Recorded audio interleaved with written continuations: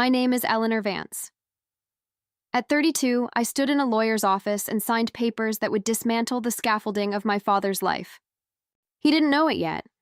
At that moment, he was in his living room, adjusting the knot of his tie, rehearsing a speech from a yellow legal pad.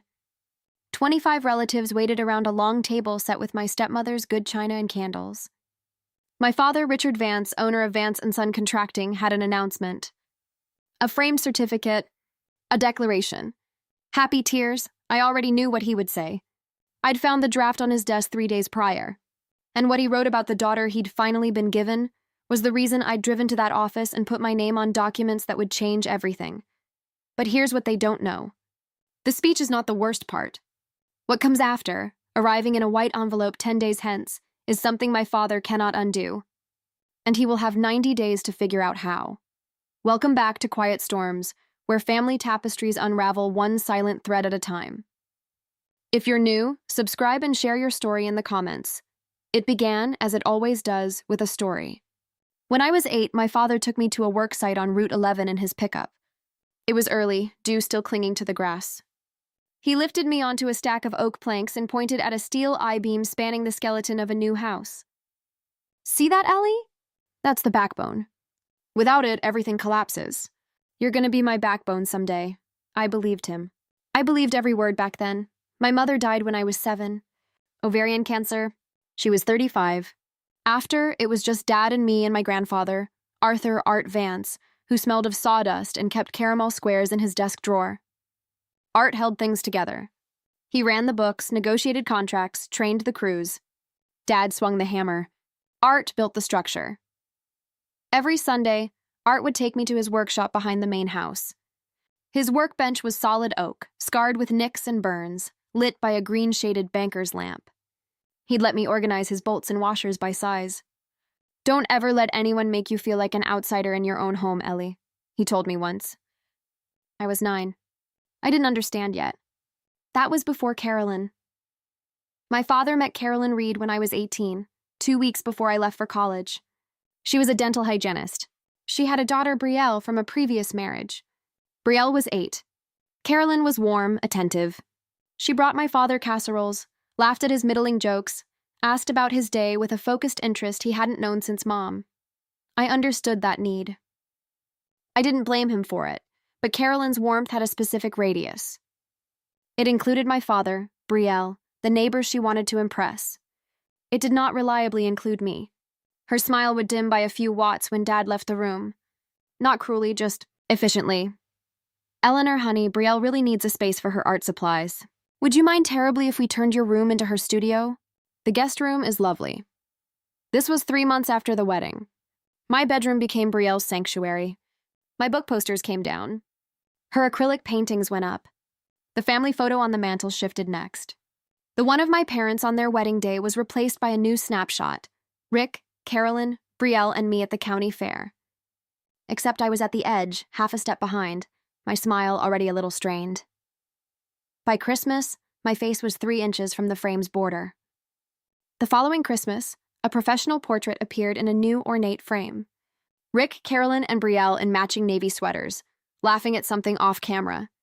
I was away at school when they took it. No one mentioned it. I discovered it hanging above the fireplace when I came home for break. A silent declaration of a new family triptych.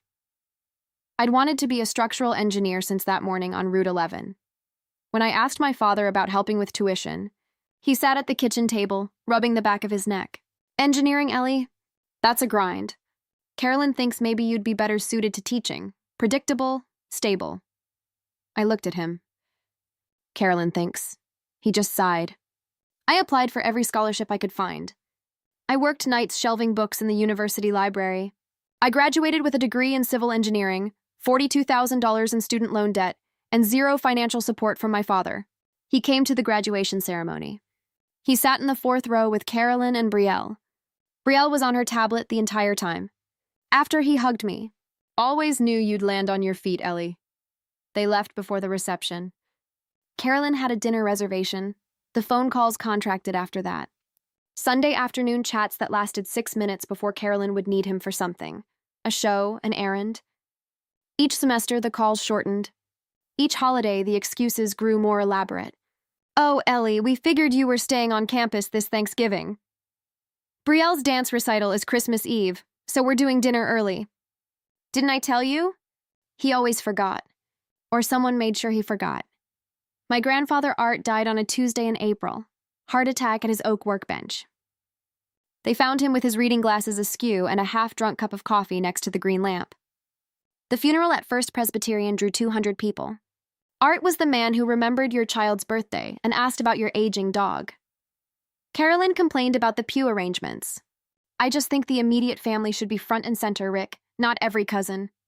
She meant herself and Brielle. She did not mean me. My father's older sister, Aunt May, silently took my arm and guided me to the front row herself. After the service, Art's lawyer, a quiet man named Howard Gage who had handled Art's affairs for decades, pulled me aside. "Your grandfather left you something, Eleanor. 40% of Vance & Son contracting held in a trust. It vests when you turn 30. He handed me a sealed envelope. Inside, a single sheet in Art's neat block letters. "Your father is a good man with a soft heart. This 40% is your anchor. Don't let anyone set you adrift. I was 24. I had 6 years." I folded the letter, slipped it into my coat pocket, and walked past the workshop on the way out. The workbench was clear. The green lamp was off. On my 30th birthday, I drove to Howard Gage's office and signed the papers that made the trust irrevocable. 40% of Vance & Son was now mine, not in a drawer, but in the state registry, the tax filings, the LLC operating agreement. Howard pointed to Clause 7.3. "This is the one your grandfather emphasized." I read it. "Voluntary relinquishment by any member triggers a mandatory buyout at independently appraised fair market value. Remaining members must complete the buyout within 90 calendar days or forfeit operational control to a court-appointed trustee." "He wrote that to protect you," Howard said. "If you ever choose to leave, they must pay you what you're worth. They cannot simply erase your stake. I hoped I'd never need it." I filed the agreement in a fireproof box in my closet. For 2 years, I designed pedestrian bridges and commercial parking structures. I paid off my student loans. I bought a condo 40 minutes from Ridgewood. I tried not to think about Clause 7.3. I tried to be present. I emailed my father when I turned 30. "Dad, I'd like to discuss my role in the company. Can we set up a time?" His reply came 3 days later. "Sure, Ellie, let's talk soon." Soon never materialized. I called Carolyn and suggested a family dinner. "Rick's been swamped, Eleanor. Maybe next month." Next month vanished into the month after that. Then silence. I invited my father to lunch 3 times. He canceled the first, forgot the second. The third time, he arrived late, ate half a sandwich, and left when Carolyn texted that Brielle needed a pickup. 14 minutes. That was our longest conversation in a year. I sent a formal letter. Not legal, just clear.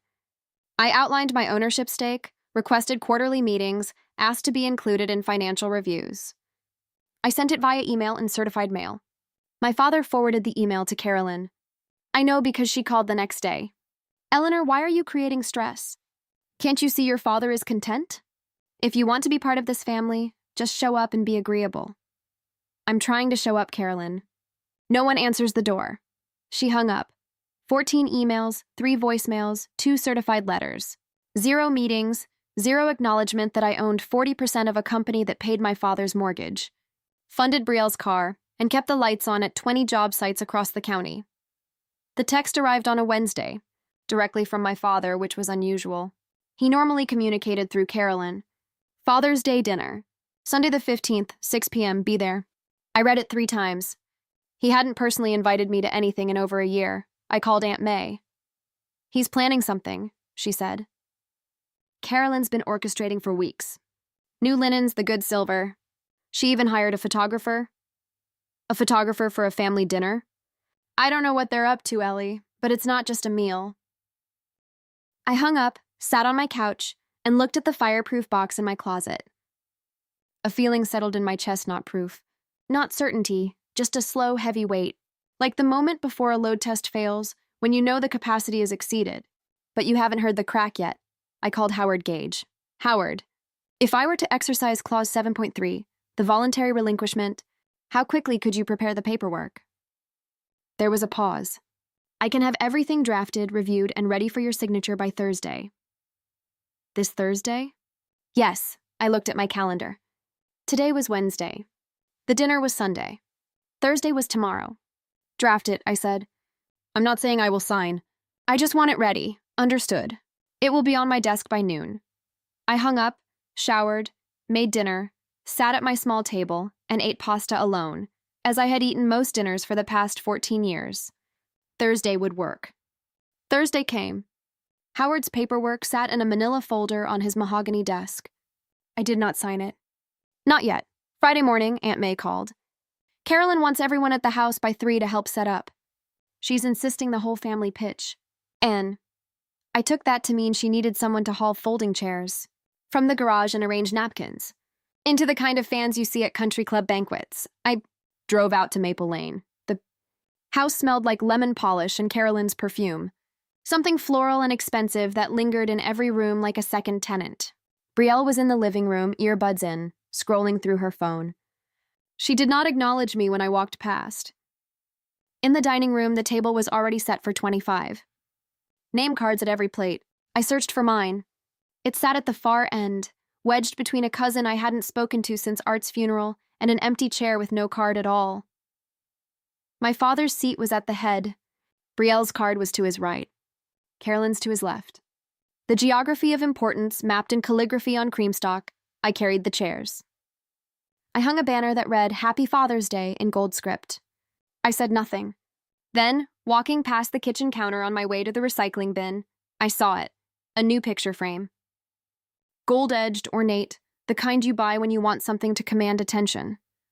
It was empty, but a small white card tucked inside the matting read, Certificate of Adoption, State of North Carolina.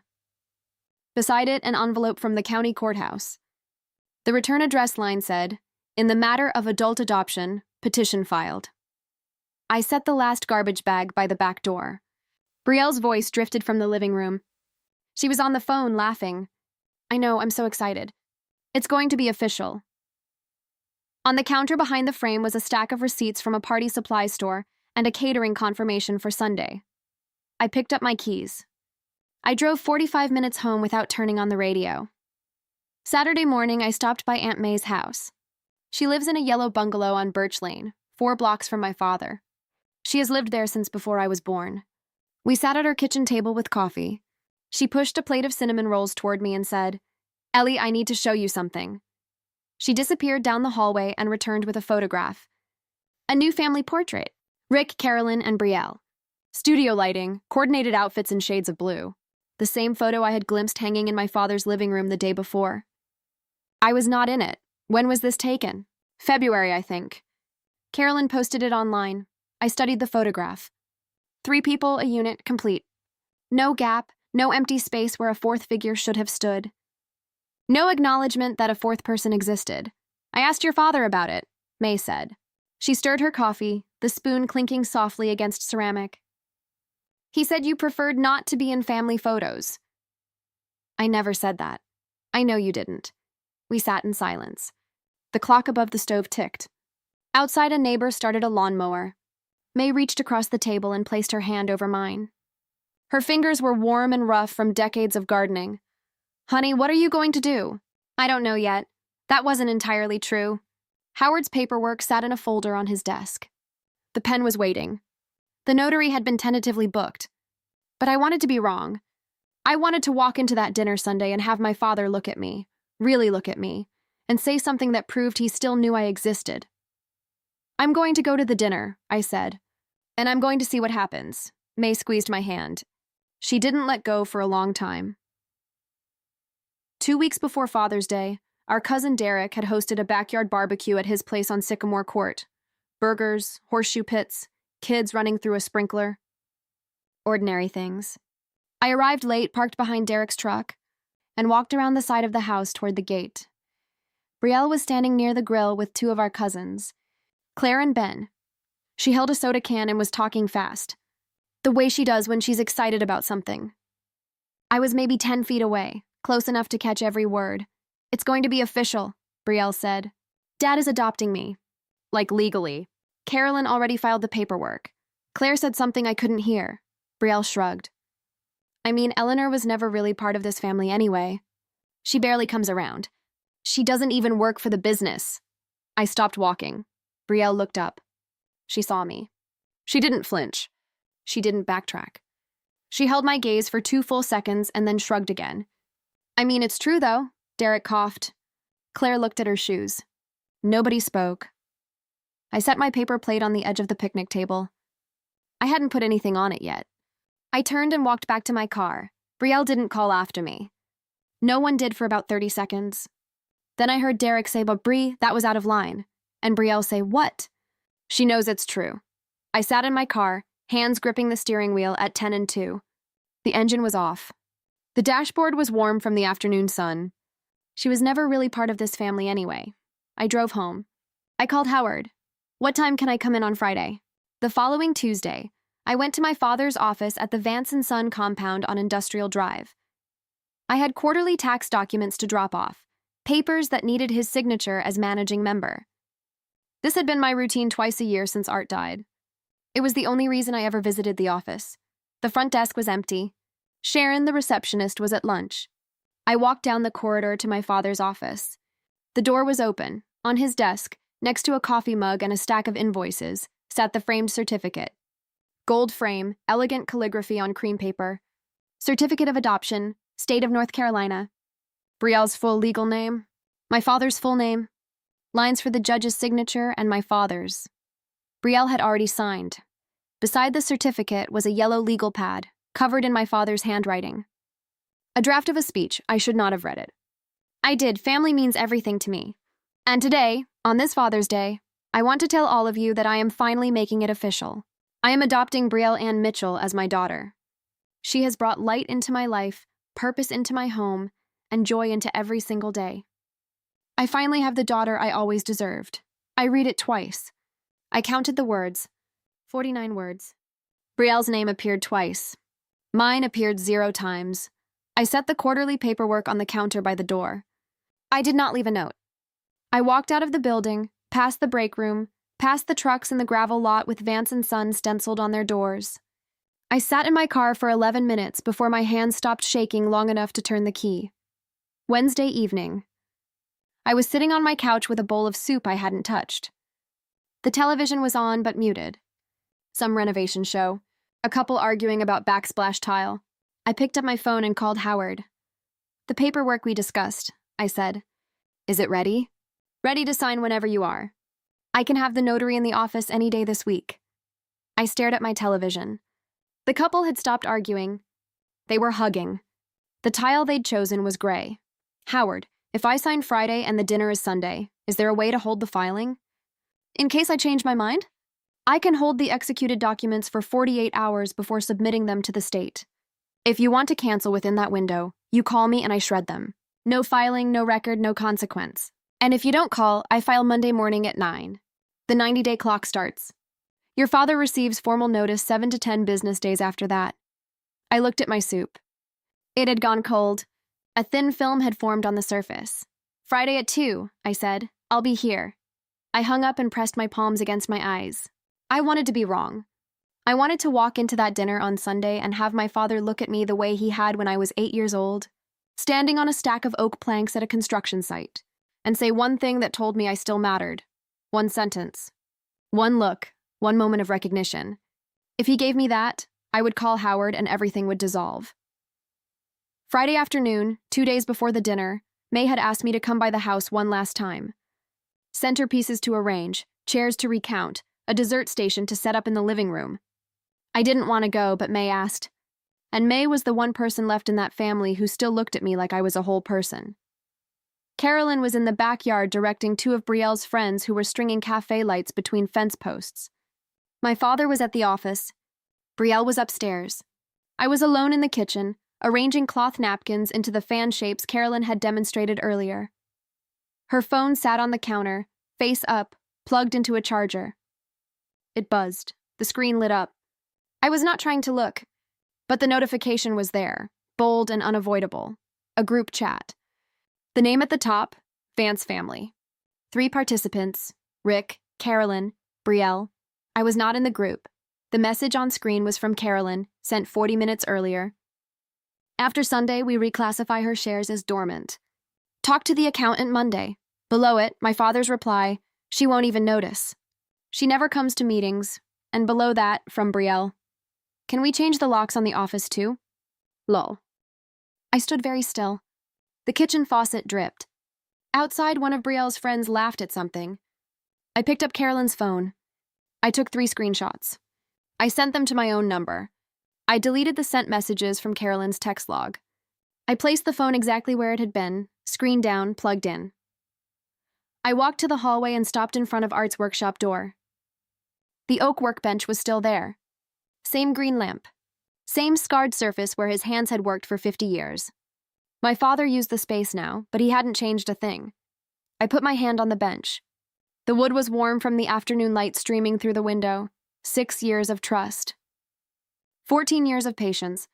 And they were planning to erase me from the ledger the same week they erased me from the family photograph. I took my hand off the bench. I drove to Howard's office. I signed the papers. The notary was a woman named Gwen. Short auburn hair, reading glasses on a beaded chain, no small talk.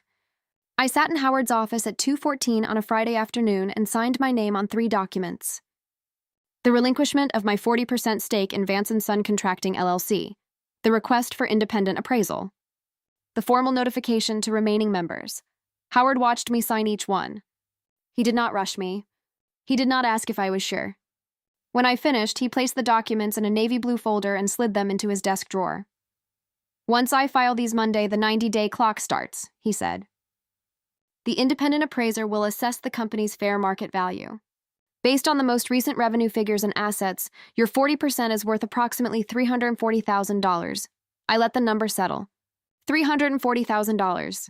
That was the price of 14 years of silence when someone finally bothered to read the operating agreement my grandfather drafted. And if they can't pay within 90 days, they forfeit operational control. The LLC restructures under court supervision. A trustee is appointed. Your father loses day-to-day management. You still have the 48-hour window, Howard added. Call me anytime before Sunday at 2:14 and I shred everything. No filing, no record, I nodded. I drove home. I walked past my closet where the fireproof box held Art's original agreement. I opened the folder he had left me. Inside, next to the trust documents, was the yellowed copy of the operating agreement with Art's handwriting in the margin. The table always has a seat for you, sweetheart. I closed the folder. Tomorrow was Father's Day, Sunday morning. I woke at 6:42. The light through my bedroom window was pale blue, the kind of early summer light that makes the world look softer than it actually is. I lay there for a while, staring at the ceiling, thinking about calling Howard, thinking about shredding the whole thing, putting on jeans, driving to my father's house with a bottle of wine and a card that said Happy Father's Day. Dad in my own handwriting. I could still do that. The window was open. The ink had not yet become permanent. I got up, showered, stood in front of my closet for 11 minutes. I chose a navy dress, simple with a belt. Art's favorite color was navy blue. He wore a navy tie to church every single Sunday without exception. I put on the earrings my mother used to wear, small gold hoops with a tiny sapphire stone. They had been in a velvet box on her dresser the day she died. Aunt May saved them for me when I was 7. I had worn them exactly 4 times since. I called May. I'll be there. You don't have to go through with this, honey. I know. I looked at my phone. Howard's number was still in my recent calls. 48 hours. I could stop everything with one phone call. I put the phone in my purse. I was not going to make a scene. I was not going to cry at the table or stand up and deliver a speech about betrayal or injustice, or 14 years of being erased one photograph at a time. I was going to sit down, eat dinner, and watch my father make his choice in front of 25 people who shared his last name or his table. And then I was going to go home. Whatever happened after that was arithmetic. I pulled into the driveway at 5:48 p.m. Cars already, lined both sides of Maple Lane. Uncle Gene's Buick, Cousin Derek's truck, Aunt May's gray sedan, a white SUV I didn't recognize, someone from Carolyn's side. The house glowed. Through the front window, I could see people moving, plates being passed, Carolyn adjusting something on the table. A banner above the fireplace read, Happy Father's Day in gold lettering. Balloons bobbed from the porch railing, catching the evening breeze. I sat in my car for 2 minutes. checked my face in the visor mirror, smoothed the front of my dress, touched my mother's earrings. Then I got out and walked to the front door. Inside, the house was warm and loud. 25 people in a space designed for 12. Cousins I saw once a year. Aunts who pinched my cheeks and said I looked thin. Carolyn's mother, who always referred to me as Rick's other one when she thought I couldn't hear. Carolyn greeted me in the kitchen doorway. "Oh, Eleanor, you came. How nice," she air-kissed near my cheek. Her perfume was thick and deliberate. Her smile was precise, calibrated for an audience. I looked for my father. He was in the living room, standing near the fireplace with Brielle, showing her something on his phone. He looked up, saw me, waved. "Hey, Elle!" Then he turned back to Brielle. I found my seat at the table. End of the row. Between Cousin Derek, whom I hadn't spoken to since Art's funeral, and an empty chair with no name card. No one had saved me a spot near the head. Aunt May appeared beside me. She sat down, squeezed my hand under the table, and said nothing. Her grip was firm and steady, the kind of touch that says, "I see you," without requiring words. At 7:18, my father tapped his wine glass with a butter knife. The room quieted. Carolyn rose first. She walked to the light switch and dimmed the overhead fixtures. The candles on the table caught, throwing soft amber shadows across the walls and ceiling. It looked choreographed because it was. "Everyone," Carolyn said, her voice carrying that practiced warmth, the kind that sounds like love if you're not listening closely. "Rick has something very special he'd like to share tonight." She turned to Brielle and whispered, "Ready, sweetheart?" Brielle nodded. She was beaming. Her eyes were bright with something I recognized but hadn't felt directed at me in a very long time: anticipation. I looked past my father and saw it. Behind his chair, propped on a small wooden easel, was the gold-framed certificate. The same one I had seen on his desk 3 days earlier. Certificate of Adoption, State of North Carolina. The calligraphy caught the candlelight and shimmered. Beside the easel stood a woman I didn't recognize. Carolyn's friend, the photographer. She held a camera with a long lens and was already raising it into position. A planned moment. A staged reveal. Not a dinner, a production. Carolyn caught me looking at the easel. Our eyes met across the table. She smiled. Not her polite smile or her nervous smile or her public-facing smile. This was a different smile entirely. The smile of someone who has already won and wants you to understand that. May leaned toward me. "What's happening, Eleanor?" I picked up my water glass, took a sip, set it down. "You'll see." My father stood at the head of the table. He held his wine glass in one hand and straightened his collar with the other. He cleared his throat. 25 faces turned toward him. I folded my hands in my lap. My heart was beating fast. My hands were perfectly still. "Family," he began, lifting his glass. "Family means everything to me." He paused for effect. Carolyn nodded encouragingly. Brielle clasped her hands together beneath her chin. When I lost my first wife, God rest her soul, I thought I'd never find happiness again. Then Carolyn came into my life and everything changed. He looked at Carolyn. She pressed a hand to her chest, and Brielle. "My little Brie, from the moment you walked into this house, you brought light. You brought purpose. You brought joy into every single day." Brielle wiped her eyes. Several aunts reached for napkins. He spoke for 4 minutes. I counted. He talked about Carolyn's cooking. He talked about Brielle's laugh and her art and her kindness. He talked about what it means to build a family from the ground up. About second chances and new beginnings and the blessing of finding people who complete you. He said Brielle's name 11 times. He did not say mine once. Not a passing mention. Not a both my daughters, or all my kids, or even a general address that might have included me by accident. He spoke as though I did not exist in that room or in his life, as though the 8-year-old girl on the oak planks had been a rough draft he'd deleted and replaced with a cleaner version. I watched him. I watched his face, his gestures, the way he leaned toward Brielle like a plant tilting toward a window. I watched the room. Some people were smiling. Some were crying softly. 2 of my cousins glanced at me with expressions that hovered somewhere between pity and discomfort. One of them, Claire, looked away when I met her eyes. I did not move. I did not react. I kept my hands folded in my lap and I watched. Aunt May was rigid beside me. I could feel the tension in her arm, the way she held her breath. My father set down his wine glass. He reached behind his chair and lifted the framed certificate from the easel. He held it in front of him with both hands, the gold frame catching and throwing candlelight. The photographer raised her camera. "Today," my father said, "I want to make something official." He turned to Brielle. "Brielle Ann Mitchell, I am legally adopting you as my daughter." The room erupted. Carolyn burst into tears. Brielle threw her arms around my father's neck. Cousins gasped, then clapped. Carolyn's mother shouted, "Praise the Lord." The photographer fired off a dozen shots in rapid succession. Flash, flash, flash. My father held Brielle at arm's length. He looked at the room. His chin trembled. His eyes were wet. I finally have the daughter I always deserved. Applause, hugs, glasses raised. Carolyn dabbed her eyes with a cloth napkin and mouthed, "I love you," to Rick across the table. Brielle was laughing and crying simultaneously. Two of Carolyn's sisters stood to embrace her. Someone started a toast. I sat at the end of the table. Nobody looked at me. Not because they were cruel, but because in that moment, I simply did not factor into the story my father was telling. I was not a character. I was not even a footnote. I was the empty chair between Cousin Derek and the wall. Aunt May grabbed my forearm. Her grip was tight enough to leave a mark. "It's fine, Aunt May." It was not fine.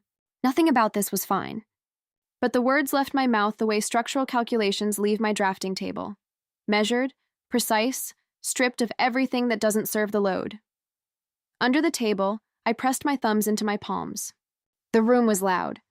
The candles were bright. The 48-hour window was closing in 3 hours. I did not call Howard. For the next 45 minutes, the room orbited my father and Brielle like satellites around a sun. People lined up to congratulate them. Carolyn stood beside Rick, accepting praise as though she had brokered some historic peace accord. "What a beautiful gesture, Rick." "Brielle is so lucky to have you. This is what family is all about." Cousin Claire came to my end of the table. She sat in the empty chair next to me and leaned in close. "Are you okay?" "I appreciate you asking," I said. She looked like she wanted to say more. She didn't. Carolyn's brother-in-law, a man named Greg, whom I had met exactly twice, walked past and said to no one in particular, "Rick's so lucky. Brielle is such a perfect daughter." I ate my food. Roasted chicken, green beans, mashed potatoes from a box. I ate methodically because eating gave my hands something to do, gave my eyes a place to look, gave my jaw a reason to stay unclenched. I did not leave early. I did not push back my chair. I did not walk to the head of the table and say the 17 things forming in a line behind my teeth. Carolyn approached me during dessert. She pulled a chair close and sat with her knees angled toward me. She smelled like vanilla extract and victory. "Eleanor, I hope you understand this isn't about you." I looked at her. "I understand completely, Carolyn." "Good, because we're all family here." She patted my arm, stood up, and walked back to Rick. "Not about me."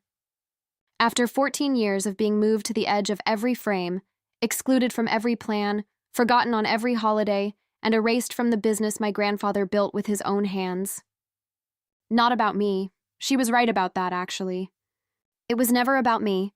That was the entire problem. During dessert, I excused myself. Nobody noticed. The room was still buzzing with the afterglow of the adoption. Carolyn was passing around a tray of Brielle's favorite lemon bars and telling guests the recipe had been in her family for generations. It hadn't, it was from a box mix. I'd seen the empty box in the recycling bin 2 days ago. I walked down the hallway to Art's workshop. The door was ajar. The room was dark except for the amber glow of the porch light filtering through the window. The oak workbench sat exactly where it had always been. Same green lamp, same scarred surface, same glass paperweight shaped like a hawk that Art had bought at a craft fair in 1994. My father used this room now. There were invoices stacked on one corner and a laptop charger snaked across the surface. But the bench itself was Art's. He'd built it by hand in 1981, the year before my father was born.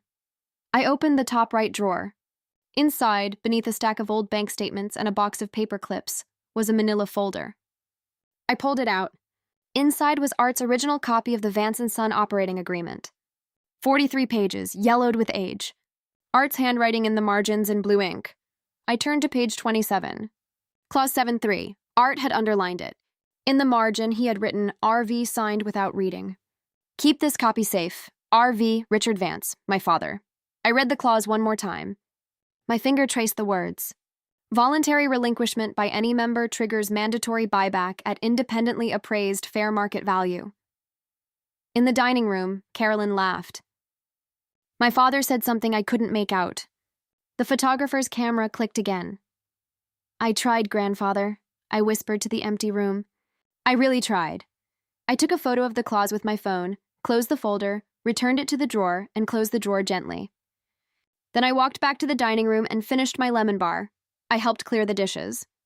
I always helped clear the dishes. It was what my mother taught me before she died.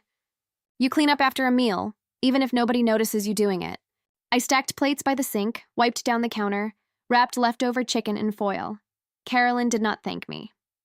She was in the living room helping Rick hang the framed adoption certificate on the mantel, in the exact spot where my college graduation photograph had once hung. I watched from the kitchen doorway. Carolyn held the nail. Rick tapped it in with a small hammer. They stepped back, admired their work. Brielle took a photo with her phone. The certificate looked like it had always been there, as though the wall had been waiting for it. I dried my hands on a dish towel and found Aunt May in the hallway. I'm leaving, I said. She pulled me into a hug. The tight kind. The kind where you feel the other person's heartbeat against your own chest. What are you going to do? She asked. What I should have done 2 years ago. She didn't ask what that meant. I think she already knew. I walked to the living room. My father was sitting in his recliner, Brielle perched on the armrest beside him, both of them scrolling through photos of the evening on her phone. Happy Father's Day, Dad. He looked up. Thanks, Elle. Drive safe. He did not stand.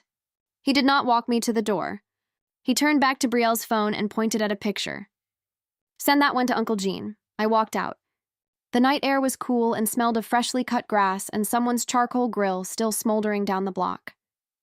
Crickets pulsed in the dark. I got in my car and sat for a moment, hands resting on the wheel. The 48-hour window was still open. Technically, I could still call Howard. One phone call and everything dissolves. I started the engine. I was not going to make that call. Monday morning, 9:03 a.m. I was sitting at my desk on the 4th floor of a building where I design things that hold weight. Bridges, parking structures, hospital wings, load-bearing walls that keep people safe without them ever knowing the math behind the concrete. I picked up the phone and called Howard. Howard, file it. A pause. You're certain? The window doesn't expire until 2:14 this afternoon. You still have file it. Understood. Filing now. I hung up, opened my laptop, pulled up the blueprints for a pediatric wing in Greensboro. I calculated a steel reinforcement spec for the 3rd floor corridor. Checked the connection details. Ran the numbers twice. Business as usual. The work didn't care about my father's speech. The beams didn't care about adoption certificates or lemon bars or framed photographs on mantels. The numbers were clean. The numbers were honest. The numbers held. At noon, a text arrived from Carolyn. Hi, Eleanor. Brielle is interested in taking on more responsibility at the company. Your father thinks she could use your office since you rarely come in anyway. Can you clear out your personal items by Friday? Thanks, I read it once. Then again, my office. The small room beside my father's where Art used to keep the project blueprints. Where I used to stamp invoices on Sunday mornings, sitting on his knee, pressing the company seal into thick cream paper. They wanted to give it to Brielle. 1 week after the adoption, the same month they planned to reclassify my shares as dormant. I did not reply. The notice would arrive at my father's business address in 7 to 10 business days. A white envelope. Howard Gage's return address. Addressed to Richard A. Vance, managing member, Vance & Son Contracting LLC. My father opens his own mail. He always has. 9 days later, I was at my desk reviewing connection specifications for a parking structure in Charlotte when my phone rang. The caller ID read Dad. My father had not called me directly in 8 months. Eleanor. His voice was shaking. Not with anger. With something rarer than that. Disbelief. What is this? What did you do? I exercised my rights under the operating agreement. What are you talking about? This letter says you're relinquishing your shares. It says we owe you $340,000. Are you out of your mind? I'm exercising Clause 7.3, voluntary relinquishment with mandatory buyback at independently appraised fair market value. This is my business, Eleanor. I built this with my own two hands. Grandfather built it for the family. You decided who the family was. Silence. I heard him breathing. I heard Carolyn's voice in the background, distant and sharp. What is she saying? What does the letter say? We need to talk about this, my father said. Come to the house. Sit down with me and Carolyn. We'll sort it out. As a family, my attorney will be in touch. This is a legal matter now. Eleanor, don't do this. Think about what you're doing to this family. I have. For 14 years, I hung up. Set the phone on my desk. Looked at the parking structure blueprints. The connection details were sound. The load paths were clean. Everything I built was designed to hold $340,000. That is what 14 years of silence costs when it's written into an operating agreement that nobody bothered to read past page 4. My father called an emergency family meeting the following Saturday. Same house. Same dining room. Same table where 9 days earlier he had stood before 25 people and declared Brielle the daughter he always deserved. This time, 7 people were present. My father, Carolyn, Brielle, Aunt May, Uncle Gene, my attorney, Carla Voss, and me. I arrived at 2 p.m. Carla was already there, sitting in her car, reviewing documents. She wore a charcoal suit and carried a single leather folder. She did not smile because this was not an occasion for smiling. We walked in together. The dining room had been cleaned. The banner was gone. The balloons were gone. The adoption certificate still hung on the mantel, gold frame gleaming in the afternoon light. My college graduation photo had not reappeared. There was no ghost of it, no shadow on the wall. It was simply gone, as though it had never existed. My father stood at the head of the table. His face was flushed. Carolyn sat to his left, both hands wrapped around a coffee mug as though drawing warmth from it. Brielle sat across from her, eyes swollen and red. Tell me this is a bluff, my father said. Tell me you're not actually doing this. This is not a bluff. Carolyn leaned forward. How could you do this to your father after everything he's given you? I looked at her. I let the question hang in the air for 3 full seconds, the way a steel beam holds a load for a moment before the stress propagates. What exactly has he given me, Carolyn? Carolyn opened her mouth. Closed it. My father slammed his palm flat on the table. Coffee mugs rattled. I built this business with my own hands. I poured concrete and hung drywall and worked 70-hour weeks for 30 years. Grandfather built this business, I said. My voice was level even, the way a properly calibrated instrument reads true. And he left 40% of it to me, which I have now voluntarily relinquished. Per the operating agreement, you have 90 days to buy me out at appraised fair market value. That is not a negotiation. That is the contract you signed without reading. Carolyn turned to my father. Do something, Rick. She can't just walk in here and... Mr. Vance. Carla spoke for the first time. She opened her leather folder. Clause 7.3 of the Vance & Son Contracting LLC Operating Agreement, drafted in 1999 by attorney Judith Greenwald on behalf of Arthur Vance. She read it aloud. Every word. The room fell silent. Carolyn leaned back in her chair. That clause is absurd. It can't possibly be enforceable. It has been part of the operating agreement for 26 years, Carla said. Signed by all current members, including Mr. Vance. It has never been amended, challenged, or superseded. Carolyn pivoted. I watched the shift happen in real time, the way her posture softened, the way her voice dropped half an octave into something syrupy and conciliatory. Eleanor, sweetie, we're family. Surely we can work this out without lawyers and folders. This isn't how families solve problems. You had 14 years to solve this without lawyers, Carolyn. Carolyn's composure cracked. Not the way I expected. Not rage, not cold calculation. Something else entirely. Her voice broke. I just wanted my daughter to have a family. That's all I ever wanted. I just wanted us to be a real family. For 1 second, I saw it. Not the strategist. Not the woman who cropped me out of photographs and redirected phone calls and whispered narratives into my father's ear for 14 years. I saw a woman who had been abandoned once before by Brielle's biological father and had spent every day since making absolutely certain it would never happen again. I felt something flicker. Empathy, recognition, the understanding that fear makes people build walls that end up crushing the people standing on the other side.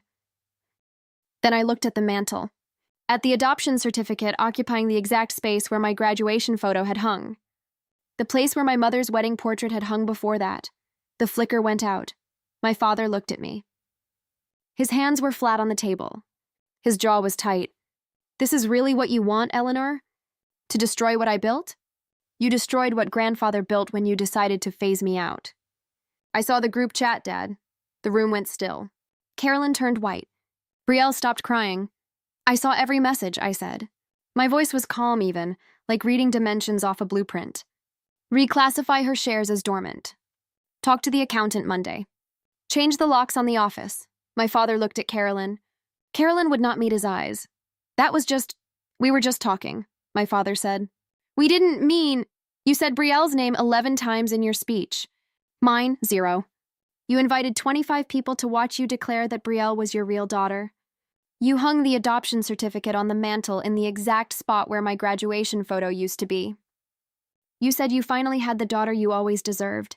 He flinched. I watched the words land the way a stress fracture propagates through reinforced concrete, slow, invisible, then all at once. I said I finally... He couldn't finish the sentence. He covered his mouth with his hand. Brielle was crying again. "This isn't fair." I looked at her. "You told our cousins at Derek's barbecue that I was never really part of this family. You looked me in the eye and said it was true." Brielle stared at me. Her mouth opened.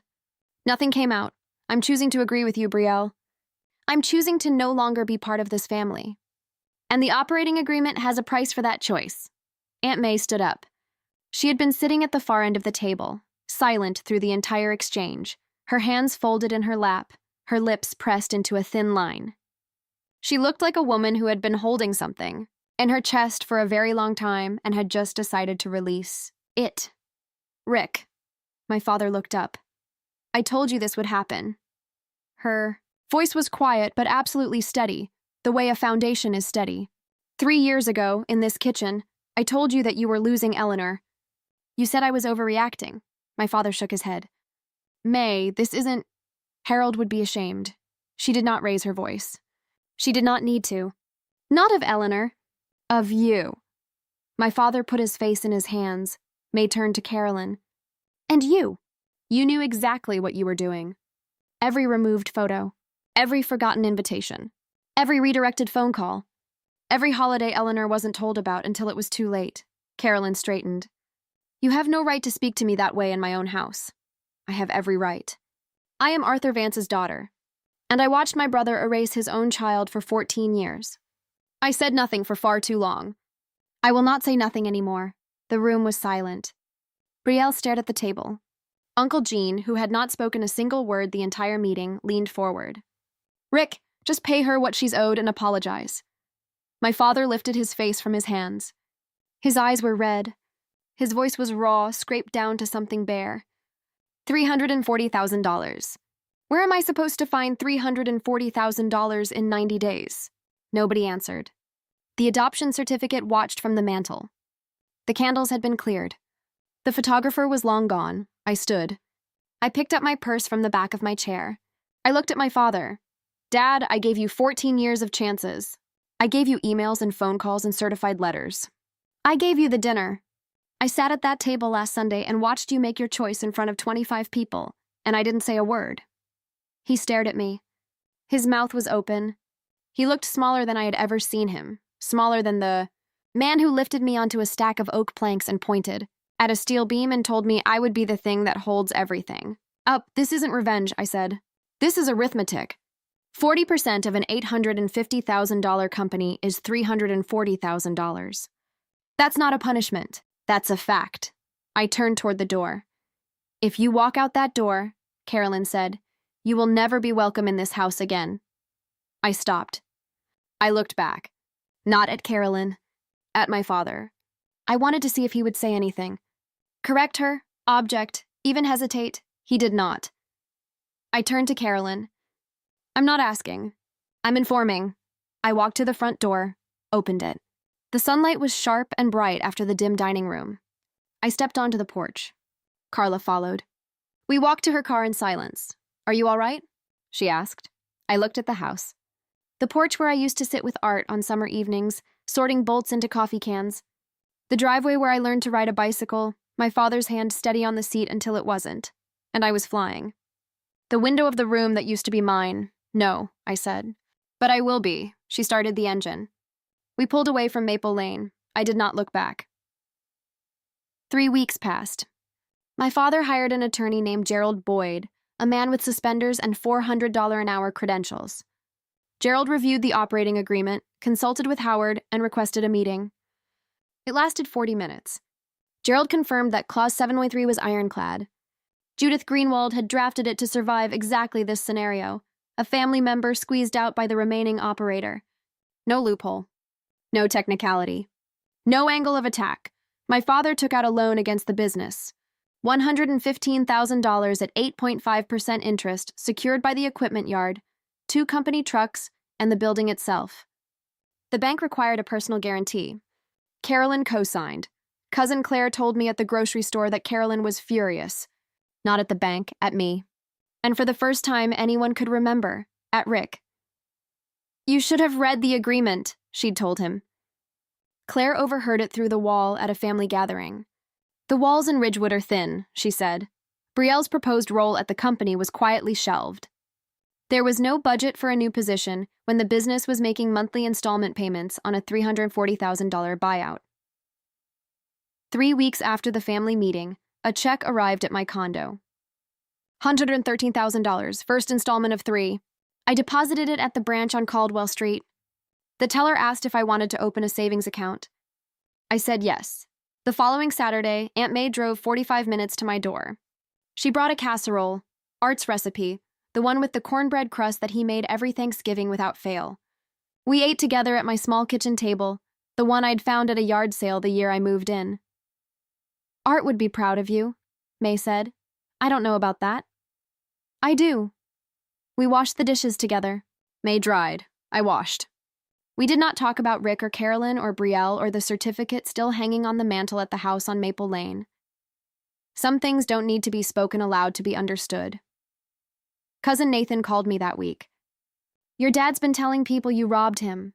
He's welcome to tell people whatever he needs to. Nathan paused. For what it's worth, most of us know the truth. Thank you, Nathan.